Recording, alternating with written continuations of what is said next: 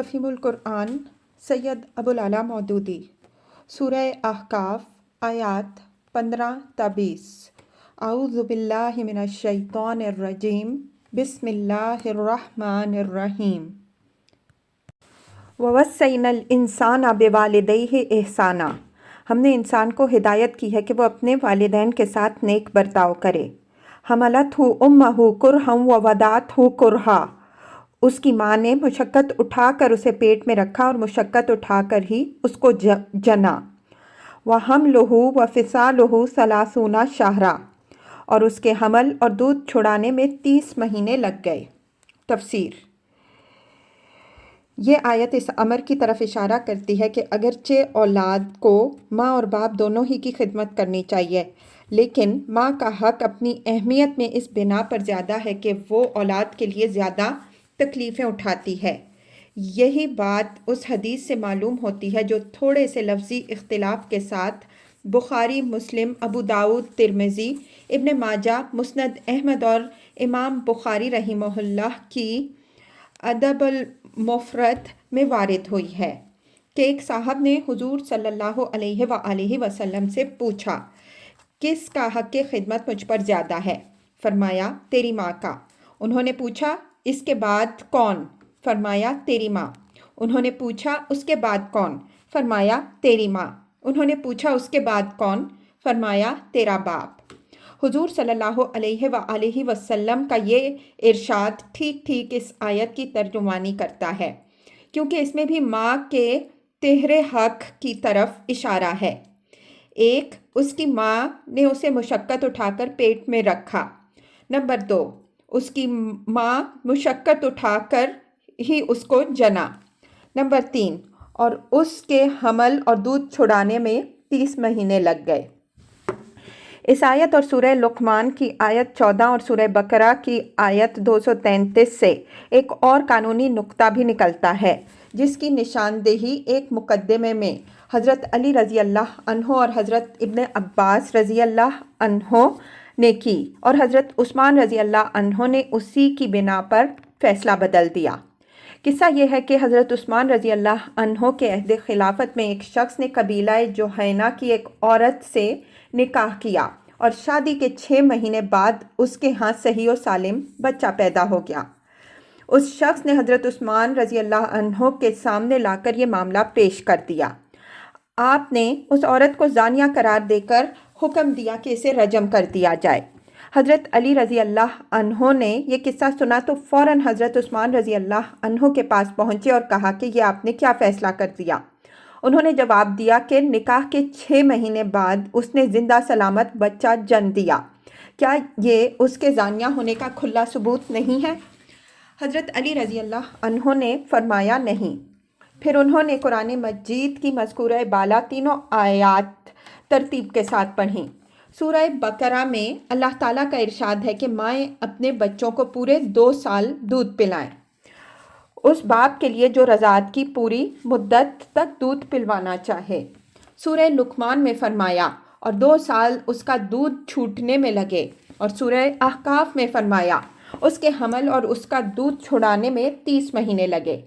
अब अगर 30 महीनों में से रज़ाअत के 2 साल निकाल दिए जाएं तो हमल के 6 महीने रह जाते हैं।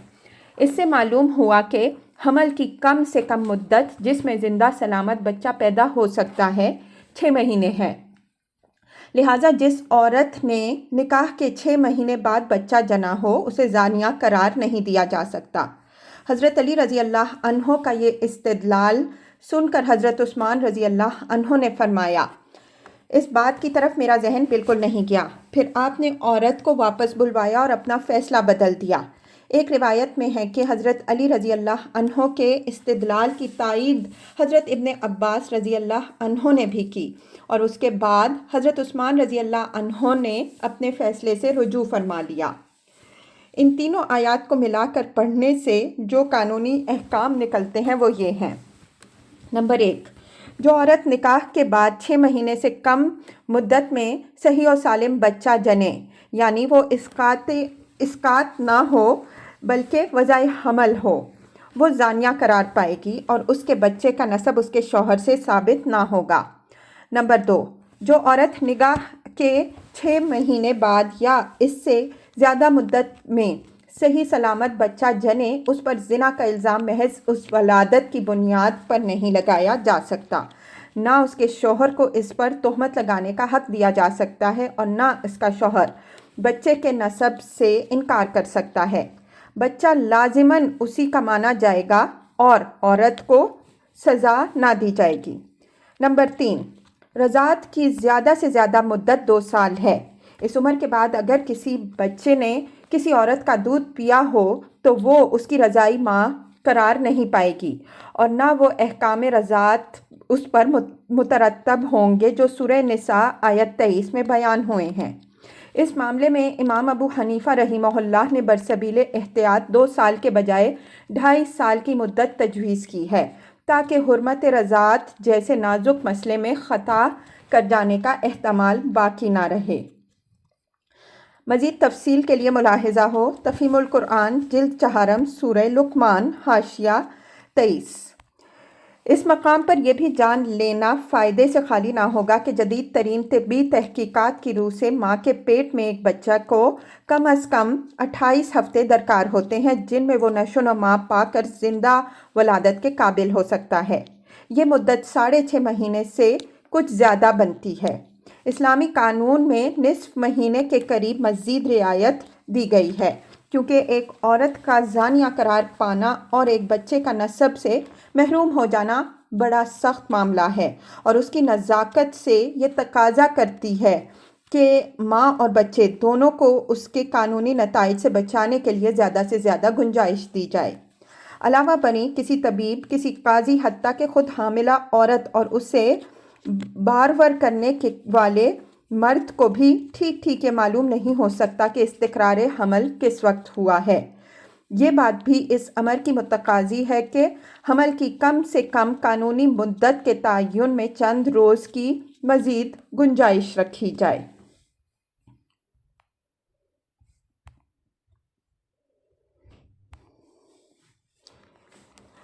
حتیٰ اذا بلغ اشدہ، یہاں تک کہ جب وہ اپنی پوری طاقت کو پہنچا، وبلغ 40 سنہ، اور 40 سال کا ہو گیا، قالا، تو اس نے کہا، رب اوزعنی ان اشکر نعمتک التی انعمت علی وعلی والدی، اے میرے رب مجھے توفیق دے کہ میں تیری ان نعمتوں کا شکر ادا کروں جو تو نے مجھے اور میرے والدین کو عطا فرمائیں، وَأَنْ أَعْمَلَ صَالِحًا تَرْضَاهُ، اور ایسا نیک عمل کروں جس سے تو راضی ہو۔ تفسیر، یعنی مجھے ایسے نیک عمل کی توفیق دے جو اپنی ظاہری صورت میں بھی ٹھیک تیرے قانون کے مطابق ہو اور حقیقت میں بھی تیرے ہاں مقبول ہونے کے لائق ہو۔ ایک عمل اگر دنیا والوں کے نزدیک بڑا اچھا ہے مگر خدا کے قانون کی پیروی اس میں نہ کی گئی ہو تو دنیا کے لوگ چاہے اس پر کتنی ہی دادیں دیں، خدا کے ہاں وہ کسی داد کا مستحق نہیں ہو سکتا۔ دوسری طرف ایک عمل ٹھیک شریعت کے مطابق ہوتا اور بظاہر اس کی شکل میں کوئی کسر نہیں ہوتی مگر نیت کی خرابی، ریا، خود پسندی، غرور و فخر اور دنیا طلبی اس کو اندر سے کھوکھلا کر دیتی ہے اور وہ بھی اس قابل نہیں رہتا کہ اللہ کے ہاں مقبول ہو۔ وَأَصْلِحْ لِي فِي ذُرِّيَّتِي، اور میری اولاد کو بھی نیک بنا کر مجھے اس سے سکھ دے۔ انی تبت الیک، میں تیرے حضور میں توبہ کرتا ہوں۔ وانی من المسلمین، اور تابع فرمان مسلم بندوں میں سے میں ہوں۔ اولئک الذین نتقبل عنہم احسن ما عملوا، اس طرح کے لوگوں سے ہم ان کے بہترین اعمال کو قبول کرتے ہیں۔ وَنَتَجَاوَزُ عَنْ سَیِّئَاتِہِمْ فِی أَصْحَابِ الْجَنَّةِ، اور ان کی برائیوں سے درگزر کر جاتے ہیں، یہ جنتی لوگوں میں شامل ہوں گے۔ تفسیر، یعنی دنیا میں انہوں نے جو بہتر سے بہتر عمل کیا ہے آخر میں ان کا درجہ اسی کے لحاظ سے مقرر کیا جائے گا اور ان کی لغزشوں، کمزوریوں اور خطاؤں پر گرفت نہیں کی جائے گی۔ یہ بالکل ایسا ہی ہے جیسے ایک کریم النفس اور قدر شناس آقا اپنے خدمت گزار اور وفادار ملازم کی قدر اس کی چھوٹی چھوٹی خدمات کے لحاظ سے نہیں بلکہ اس کی کسی ایسی خدمت کے لحاظ سے کرتا ہے جس میں اس نے کوئی بڑا کارنامہ انجام دیا ہو، جانثاری و وفا شعاری کا کمال دکھایا ہو، اور ایسے خادم کے ساتھ وہ یہ معاملہ نہیں کیا کرتا کہ اس کی ذرا ذرا سی کوتاہیوں پر گرفت کر کے اس کی ساری خدمات پر پانی پھیر دے۔ وعد الصدق الذی کانوا یوعدون، اس سچے وعدے کے مطابق جو ان سے کیا جاتا رہا ہے۔ والذی قال لوالدیہ اف لکما، اور جس شخص نے اپنے والدین سے کہا اف، تنگ کر دیا تم نے، اتعداننی ان اخرج وقد خلت القرون من قبلی، کیا تم مجھے خوف دلاتے ہو کہ میں مرنے کے بعد پھر قبر سے نکالا جاؤں گا، حالانکہ مجھ سے پہلے بہت سی نسلیں گزر چکی ہیں، ان میں سے تو کوئی اٹھ کر نہ آیا۔ وَهُمَا يَسْتَغِيثَانِ اللَّهَ وَيْلَكَ آمِن، ماں باپ اللہ کی دہائی دے کر کہتے ہیں کہ ارے بد نصیب مان جا، ان وعد اللہ حق، اللہ کا وعدہ سچا ہے۔ فَيَقُولُ مَا هَذَا إِلَّا أَسَاطِيرُ الْأَوَّلِينَ، مگر وہ کہتا ہے کہ یہ سب اگلے وقتوں کی فرسودہ کہانیاں ہیں۔ أُولَٰئِكَ الَّذِينَ حَقَّ عَلَيْهِمُ الْقَوْلُ فِي أُمَمٍ قَدْ خَلَتْ مِن قَبْلِهِم مِّنَ الْجِنِّ وَالْإِنسِ، یہ وہ لوگ ہیں جن پر عذاب کا فیصلہ چسپاں ہو چکا ہے، ان سے پہلے جنوں اور انسانوں کے جو ٹولے اسی کماش کے گزرے ہیں انہی میں یہ شامل ہوں گے۔ انہم کانوا خاسرین، بے شک یہ گھاٹے میں رہ جانے والے لوگ ہیں۔ تفسیر۔ یہاں دو طرح کے کردار آمنے سامنے رکھ کر گویا سامعین کے سامنے یہ خاموش سوال رکھ دیا گیا ہے کہ بتاؤ ان دونوں میں سے کون سا کردار بہتر ہے۔ اس وقت یہ دونوں ہی کردار معاشرے میں عملاً موجود تھے، اور لوگوں کے لیے یہ جاننا کچھ مشکل بھی نہ تھا کہ پہلی قسم کا کردار کہاں پایا جاتا ہے اور دوسری قسم کا کہاں۔ یہ جواب ہے سرداران قریش کے اس قول کا کہ اگر اس کتاب کو مان لینا کوئی اچھا کام ہوتا تو یہ چند نوجوان اور چند غلام اس معاملے میں ہم سے بازی نہ لے جا سکتے تھے۔ اس جواب کے آئینے میں ہر شخص کو خود دیکھنا چاہیے کہ ماننے والوں کا کردار کیا ہے اور نہ ماننے والوں کا کیا۔ وَلِكُلٍّ دَرَجَاتٌ مِّمَّا عَمِلُوا، دونوں گروہوں میں سے ہر ایک کے درجے ان کے اعمال کے لحاظ سے ہیں۔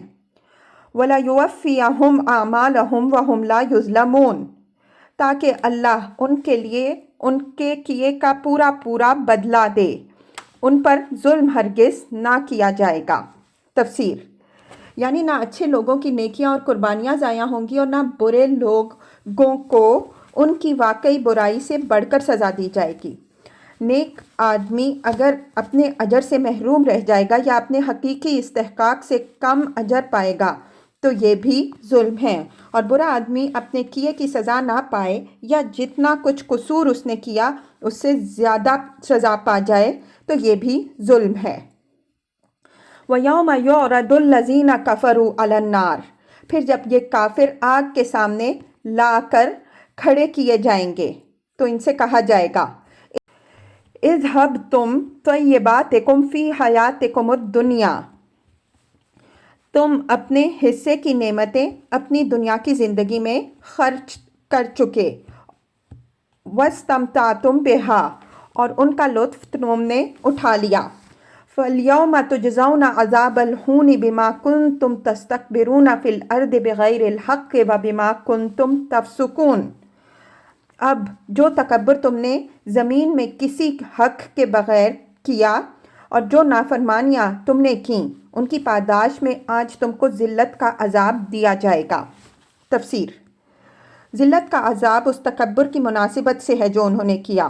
وہ اپنے آپ کو بڑی چیز سمجھتے تھے، ان کا یہ خیال تھا کہ رسول پر ایمان لا کر غریب اور فقیر مومنوں کے گروہ میں شامل ہو جانا ان کی شان سے گری ہوئی بات ہے۔ وہ اس زوم میں مبتلا تھے کہ جس چیز کو چند غلاموں اور بے نوا انسانوں نے مانا ہے اسے ہم جیسے بڑے لوگ کیسے مان لیں۔ تو ہماری عزت کو بٹا لگ جائے گا۔ اس لیے اللہ تعالیٰ ان کو آخرت میں ذلیل و خوار کرے گا اور ان کے غرور کو خاک میں ملا کر رکھ دے گا۔